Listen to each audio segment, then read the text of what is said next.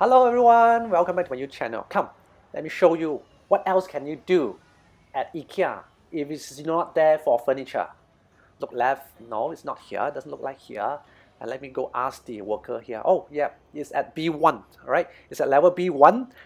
That's the place I want to bring you over. I want to introduce it to you in these short clips. So B1, level B1, just go out and then near the pickup area, come closer, show you. I found it, yes, it's over there.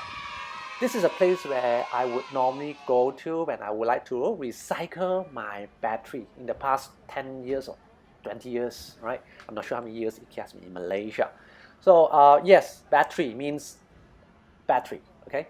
So if you don't understand both language, then the symbol, I think it's self-explanatory. So I use an ice cream box actually. This ice cream box is best because it's not airtight. It cannot be airtight or otherwise the acidity is too high. Off you go, yes. When the acidity is too high, then you have a risk of fire hazard. What else can you do beside battery?